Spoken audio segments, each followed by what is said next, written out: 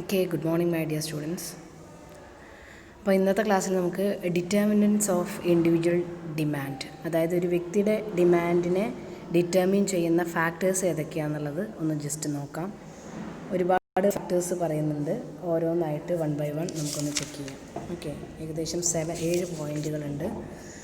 അതിൽ ഒരു ഇൻട്രൊഡക്ടറി പാർട്ടായിട്ട് പറയുന്നത് the following are the variables that influence the individual demand. ഒരു വ്യക്തിയുടെ ഇൻഡിവിജ്വൽ ഡിമാൻഡിനെ ഇൻഫ്ലുവൻസ് ചെയ്യുന്ന ഫാക്ടേഴ്സ് ഇതൊക്കെയാണെന്നാണ് പറയുന്നത്.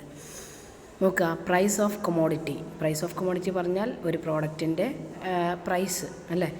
Price is the basic factor influencing the demand. When price change demand also changes.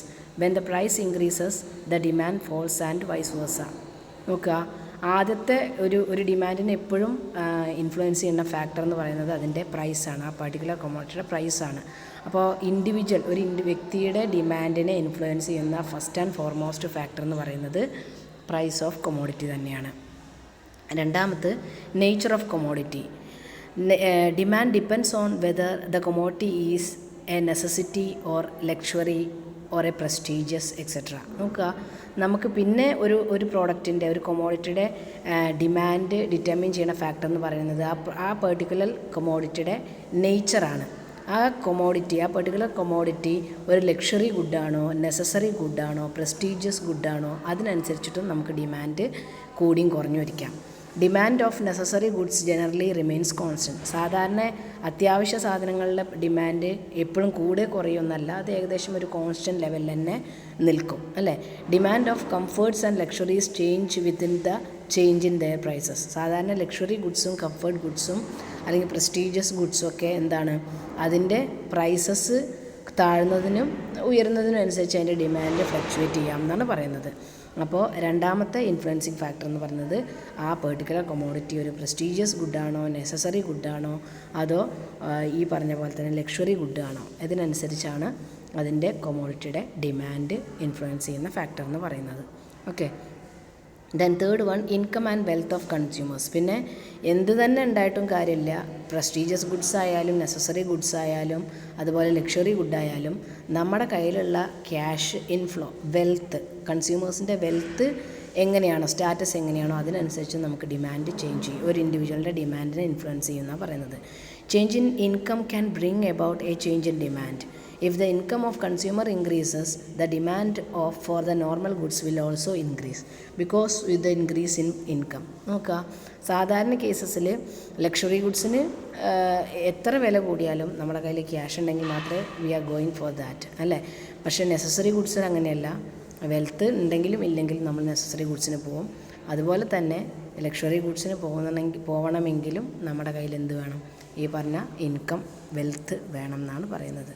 So ഇൻകമാണ് മൂന്നാമത്തെ നമ്മുടെ ഡിമാൻഡിനെ ഇൻഫ്ലുവൻസ് ചെയ്യുന്ന factor. Then fourth one, taste and preference of consumers. Taste and preference of consumer പറഞ്ഞു കഴിഞ്ഞാൽ കൺസ്യൂമേഴ്സിൻ്റെ ചോയ്സിലും ടേസ്റ്റിലും വരുന്ന വ്യത്യാസം. Any change in fashion, taste and preference of consumers brings about change in demand. അതായത് എന്തെങ്കിലും ഫാഷനോ ടേസ്റ്റോ പ്രിഫറൻസോ കൺസ്യൂമേഴ്സിൻ്റെ change ആവുന്നുണ്ടെങ്കിൽ അത് ഡിമാൻഡിനെ ബാധിക്കും. For example, today more ladies have begun to use jeans, so the demand of jeans have now increased. Today the children have developed a taste for eating chocolate, hence there is an increase in demand for chocolate. അപ്പോൾ നമുക്ക് ഒരു example പറഞ്ഞിട്ടുണ്ട്, നമ്മുടെ ഫാഷനോ ടേസ്റ്റോ പ്രിഫറൻസോ മാറുന്നതിനനുസരിച്ച് പണ്ടൊക്കെ half സാരിയോ അല്ലെങ്കിൽ ഇതേപോലെ sari wear ചെയ്തിരുന്ന ലേഡീസ് നേരെ വർക്കിംഗ് ലേഡീസ് ആയാലും ഇതേപോലെ എഡ്യൂക്കേറ്റഡ് ലേഡീസ് ആയാലും അവരെന്ത് ചെയ്യണം, അവരെ ഫാഷനും ഒരു ടേസ്റ്റും മാറിക്കഴിഞ്ഞു അല്ലേ. അവർ മോർ ജീൻസോ അതേപോലെ തന്നെ കുറച്ചും കൂടി കംഫർട്ടബിൾ ആയിട്ടുള്ള ട്രാവലിങ്ങിനൊക്കെ കംഫർട്ടബിൾ ആയിട്ടുള്ള ഡ്രസ്സസ് യൂസ് ചെയ്യാൻ തുടങ്ങി. ഓക്കെ, നമുക്ക് ഡെയിലി ഇപ്പോൾ സാരി വെയർ ചെയ്തുകൊണ്ടൊക്കെ വർക്കിംഗ് വുമൺസിന് പോകാനൊക്കെ ബുദ്ധിമുട്ടായിരിക്കും. അപ്പോൾ അതിനനുസരിച്ച് ഒരു ഇൻഡിവിജ്വൽ കൺസ്യൂമറിൻ്റെ ടേസ്റ്റും പ്രിഫറൻസും ഫാഷനും മാറുന്നതനുസരിച്ചും ഡിമാൻഡിൽ ചേഞ്ചസ് വരാം എന്നാണ് പറയുന്നത്. ഓക്കെ, ദെൻ ഫിഫ്ത്ത് വൺ പറയുന്നത് എന്താണ്, price of related good. Price of related good പറഞ്ഞു കഴിഞ്ഞാൽ എന്താണ്, the demand for a commodity is affected not only by its own price but also by price of the related goods.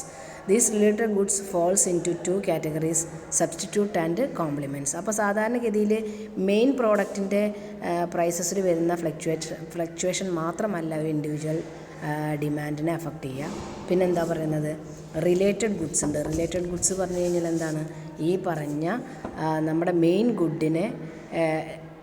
Good ഉണ്ടാവില്ല, main പ്രോഡക്റ്റിന് അനുബന്ധമായിട്ടുള്ള products, അതായത് അത് രണ്ടെണ്ണമാണുള്ളത്, ഒന്ന് substitute ഗുഡ്സും ഒന്ന് complimentary ഗുഡ്സും. എന്താ substitute goods ഒന്ന് നോക്കാം. 2 goods are said to be substituted of each other when one can be used in place of another. അതായത് ഒരു ഗുഡിൻ്റെ അതേ ഉപയോഗം തന്നെ വേറൊരു ഗുഡ് നമുക്ക് ചെയ്തു തരുന്നുണ്ടെങ്കിൽ അതിന് നമുക്ക് സബ്സ്റ്റിറ്റ്യൂട്ട് ഗുഡ്സ് പറയാം.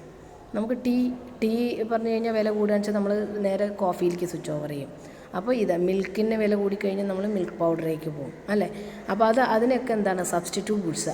ഒന്നല്ലെങ്കിൽ അതിന് പകരമായിട്ട് നമുക്ക് യൂസ് ചെയ്യാൻ പറ്റുന്ന ഗുഡ്സാണ് substitute goods.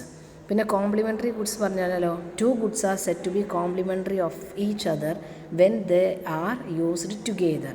In the case of complementary goods, if the demand of original commodity increases, the demand of complementary good will also increase. അപ്പോൾ കോംപ്ലിമെൻ്ററി ഗുഡ്സ് പറഞ്ഞു കഴിഞ്ഞാൽ ഒരെണ്ണം മെയിൻ പ്രോഡക്റ്റ് ആവും, അതിന് അനുബന്ധമായി ഉപയോഗിക്കുന്ന പ്രോഡക്റ്റാണ് ഈ കോംപ്ലിമെൻ്ററി ഗുഡ്സ്. അത് ഇപ്പോൾ നമ്മൾ പണ്ടത്തൊക്കെ പറയുകയാണെന്ന് വെച്ചാൽ, പണ്ടത്തെ ഒരു എക്സാമ്പിൾ പറയുകയാണെന്ന് വെച്ചാൽ ക്യാമറ അതിൽ യൂസ് ചെയ്യുന്ന ഫിലിം, അത് കോംപ്ലിമെൻ്ററി ഗുഡ്സാണ്. ക്യാമറയ്ക്ക് വില കൂടിക്കഴിഞ്ഞാൽ എന്താണ്, ഇതേപോലെ ഫിലിമിന് വില കൂടിക്കഴിഞ്ഞാൽ ക്യാമറ യൂസ് ചെയ്യുന്ന സമയത്ത് നമ്മൾ രണ്ടിൻ്റെയും പ്രൈസ് ഒന്ന് തട്ടിച്ച് നോക്കും അല്ലേ. അപ്പോൾ അങ്ങനെ പറയുന്ന ഗുഡ്സാണ് ഈ കോംപ്ലിമെൻ്ററി ഗുഡ്സ്. അപ്പോൾ കോംപ്ലിമെൻ്ററി ഗുഡ്സിൻ്റെയോ സബ്സ്റ്റിറ്റ്യൂട്ട് ഗുഡ്സിൻ്റെയോ വിലയും നമ്മുടെ ഒറിജിനൽ മെയിൻ പ്രോഡക്റ്റിൻ്റെ കൺസംഷനെ ബാധിക്കും എന്നാണ് പറയുന്നത്. ഓക്കെ, കാർ യൂസ് ചെയ്യുന്ന ആൾക്കാർക്ക് എന്താണ്, പെട്രോൾ വില ഇമ്പോർട്ടൻ്റ് ആണ്. അപ്പോൾ അതൊരു കോംപ്ലിമെൻ്ററി ഗുഡാണ്, പെട്രോളും കാറും, അല്ലെങ്കിൽ മോട്ടോർ വെഹിക്കിൾസും പെട്രോളും അല്ലേ.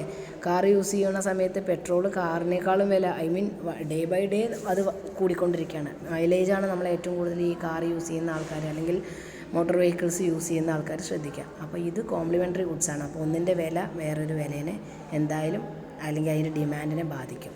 അതാണ് ഈ പ്രൈസ് ഓഫ് റിലേറ്റഡ് ഗുഡ്സിൽ പറയുന്ന 2 ഗുഡ്സായ സബ്സ്റ്റിറ്റ്യൂട്ട് ഗുഡും കോംപ്ലിമെൻ്ററി ഗുഡും. പിന്നെ പറയുന്നത് കൺസ്യൂമേഴ്സ് എക്സ്പെക്റ്റേഷനാണ്. Consumers expectation about a further rise or fallen in future price will effect the demand of a commodity. അപ്പോൾ നമുക്ക് കൺസ്യൂമേഴ്സിൻ്റെ എക്സ്പെക്റ്റേഷൻ, ചിലപ്പോൾ നമ്മൾ എന്ത് ചെയ്യും, ഇനി ഭാവിയിൽ വില കൂടും എന്ന് പറഞ്ഞിട്ട് അഡ്വാൻസ് ആയിട്ട് വാങ്ങി വയ്ക്കും. ചിലപ്പോൾ ഭാവിയിൽ ഇനി കുറയും എന്ന് പറഞ്ഞിട്ട് ഇപ്പോൾ ഉള്ളത് വിറ്റ് നമ്മൾ കാശാക്കും. അപ്പോൾ അങ്ങനെയും കൺസ്യൂമേഴ്സിൻ്റെ ഈ ഒരു നമ്മൾ നേരത്തെ ഡിസ്കസ് ചെയ്ത പോലെ ഒരു സ്പെക്കുലേഷൻ, ഊഹക്കച്ചവടം നടത്തിക്കൊണ്ടും ചിലപ്പോൾ ഇത് എന്താണ് ഇൻഡയറക്റ്റ്ലി ഇൻഡിവിജ്വൽ ഡിമാൻഡിനെ അഫക്റ്റ് ചെയ്യാം. അപ്പോൾ കൺസ്യൂമേഴ്സ് എക്സ്പെക്റ്റേഷനും ഒരു എക്സാമ്പിളാണ് അല്ലെങ്കിൽ ഒരു ഇൻഫ്ലുവൻസിങ് ഫാക്ടറാണ്. Then 7th one is advertisement. Advertisement will create, maintain and increase demand of goods. അപ്പോൾ പിന്നെ പറയുന്നത് ഒരു ഇൻഡിവിജ്വൽ ഡിമാൻഡ് ക്രിയേഷനിൽ ഏറ്റവും കൂടുതൽ പങ്ക് വഹിക്കുന്നത് അഡ്വർടൈസ്മെൻറ്റാണ്. നമ്മൾ എത്രത്തോളം പരസ്യം നൽകുന്നുണ്ടോ അതിനനുസരിച്ച് ഒരു വ്യക്തിയുടെ ഡിമാൻഡ് കൂട്ടാനും കുറയ്ക്കാനും സാധിക്കും എന്നാണ് പറയുന്നത്. അതായത് ഒരുപാട് ഫിലിം സ്റ്റാർസിനെ യൂസ് ചെയ്യുക, അല്ലെങ്കിൽ റീസെൻറ്റ് ട്രെൻഡ്സിനെ യൂസ് ചെയ്യുക, ട്രെൻഡ് സെറ്റേഴ്സിനെ യൂസ് ചെയ്യുക, ഭംഗിയുള്ള മോഡൽസിനെ യൂസ് ചെയ്യുക. അതൊക്കെ എന്താണ്, നമ്മൾ ഈ പറഞ്ഞ പോലെ യൂത്തിനെയും അതേപോലെ ഫാഷൻ ക്യാച്ച് ചെയ്യുന്ന യങ്സ്റ്റേഴ്സിനൊക്കെ ഗ്രാബ് ചെയ്യാൻ വേണ്ടിയിട്ട് ഉപയോഗിക്കുന്ന അഡ്വർടൈസ്മെൻറ്റ്സ് ആണ്. അപ്പോൾ ഈ അഡ്വർടൈസ്മെൻറ്റ് ഒരു പരിധി വരെ ഈ പറഞ്ഞ ഇൻഡിവിജ്വൽ ഡിമാൻഡ് ക്രിയേഷന് സഹായിക്കും അല്ലെങ്കിൽ ഇൻഫ്ലുവൻസിങ് ഫാക്ടറാണെന്നാണ് പറയുന്നത്. സോ ഒന്ന് ഡിസ്കസ് ചെയ്തത് 7 പോയിൻ്റാണ്. ഏതൊക്കെയായിരുന്നു? First one, price of commodity, nature of commodity, income and wealth of consumer, taste and preference of consumers, price of related goods, അതിൽ 2 substitute goods and complementary goods, പിന്നെ consumers expectation and advertisement. അപ്പോൾ ഇതാണ് the factors or determinants of individual demand. Okay.